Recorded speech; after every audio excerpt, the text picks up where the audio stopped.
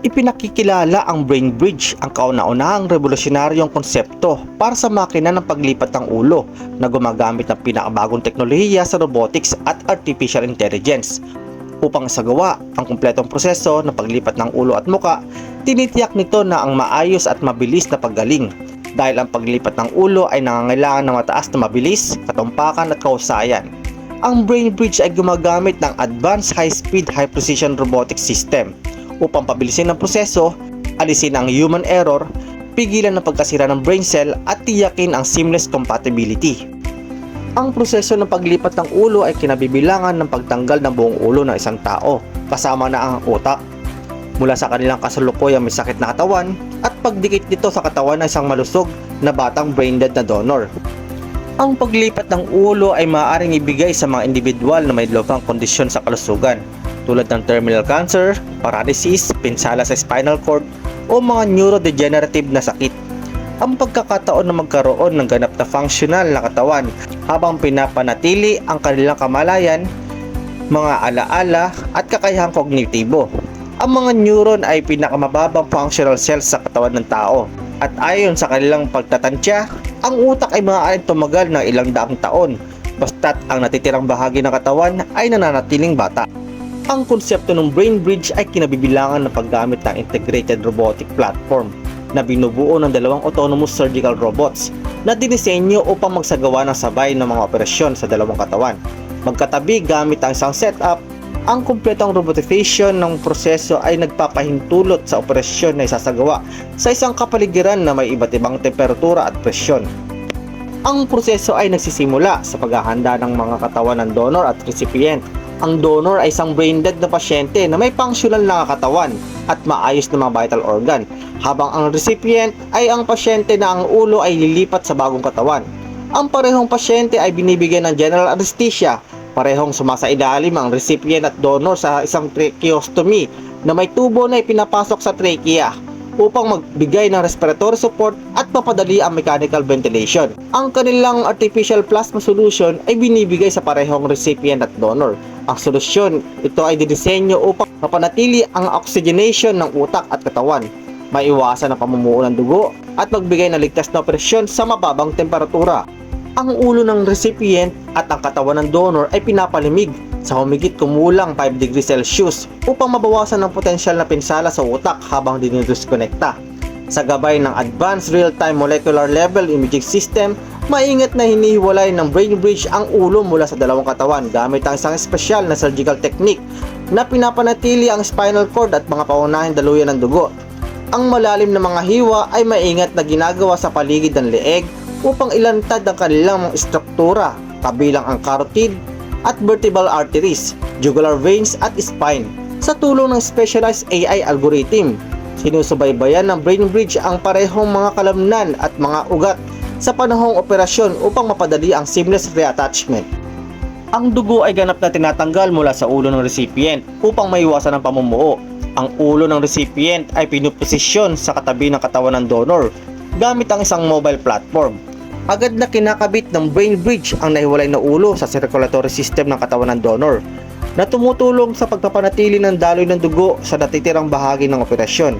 Ginagamit ang ultra precision surgical instrument. Sinisimulan ng brain bridge ang pagkonekta ng spinal cord, esophagus, trachea, mga ugat, mga daluyan ng dugo at iba pang mga tissue. Ang hakbang na ito ay nagpapadali ng komunikasyon sa pagitan ng utak at bagong katawan. Ang makina ay gumagamit ng microsurgery techniques at mga maselang microscopic adjustment upang matiyak ang tamang alignment at fusion ng spinal cord at iba pang tissue. Upang makatulong na makonekta ang mga putulan neurons, gumagamit ang brain bridge ng proprietary chemical adhesive, polyethylene glycol, na nilalagay sa lokal na bahagi ng spine sa punto ng fusion. Kapag ang spinal cord ay nakonekta na, isang specialized implant ang inilalagay sa epidural space sa likod ng spine sa punto ng fusion. Ang implant na ito ay nagpapalaganap ng pagkukumpuni ng mga nasirang neurons at nagbibigay daan sa utak ng pasyente na bumuo ng neural connection sa bagong katawan at tiyakin ang pagkakanumbalik ng sensory system. Ito rin ay nagsisilbing pansamantalang backup control device para sa katawan ng donor. Ang susunod na hakbang ng operasyon ay isang face at scalp transplant kung saan lahat ng kalamnan, malambot na tissue at balat ay tinatanggal mula sa mukha ng recipient. Sa pamamagitan ng pag-transplant na mas batang donor tissues, nababawasan ang posibilidad ng tissue rejection at nag-aalok ng potensyal para sa aesthetic enhancement. Maingat na tinatahi ng brain bridge ang balat upang itago ang mga komplikadong wiring. At pagkatapos ay nilalagyan ito ng special spray na naglalaman ng growth factors, anti-fibrotics at antibiotic. Ang spray na ito ay nagpapabilis at nagpapagaling ng balat, pumipigil sa mga infeksyon at nagpapabawas ng pagkapilat sa tidahing bahagi. Pagkatapos ng operasyon, ang recipient ay maingat na minomonitor sa isang intensive care unit at pinapanatili sa coma hanggang 4 na linggo upang maiwasan ang paggalaw o maling pagka-align ng mga nakakabit na bahagi. Sa panahong ito, ang ulo, leeg at spine ay matatag na sinusuportahan upang mapabuti ang fusion ng spinal cord.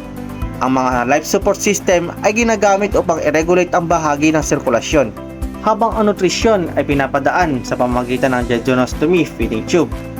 Dahan-dahan naman ang recipient, makokontrol niya na ang kanyang bagong katawan. At habang umuusad ang proseso, muling makakabawi ang pasyente sa kanyang mobility. Kakailanganin ng malawak na rehabilitasyon, physical therapy at psychological support upang matulungan ang recipient na mag-adapt sa kanilang bagong katawan at may balik ang motor functions. Ang Brain Bridge Headband na mayroong brain-computer interface ay magbibigay daan sa pasyente na makapag-ugnayan sa kanilang mga pangangailangan sa panahon ng pagbawi. Sa tulong ng kapangyarihan ng pag-iisip, ang headband ay nagde-decode ng brain waves. Ito ang nagbibigay daan sa pasyente upang kontrolin ang mga devices direkta mula sa kanilang utak.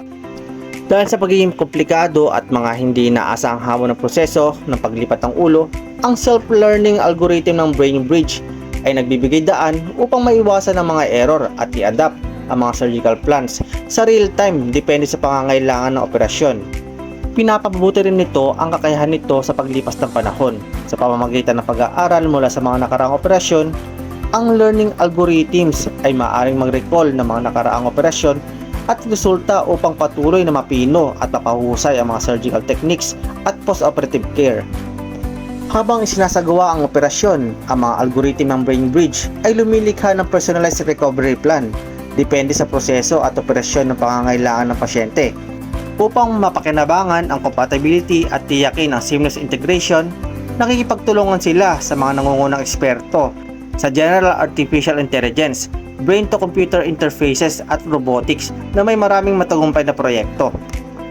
At ito po ang Initial MT. Kung nagustuhan niyo po ang aking vlog, please like, comment, and share, and follow us. At kung meron kayong mga gustong topic na pag-usapan, mag-comment or mag-PM lang kayo.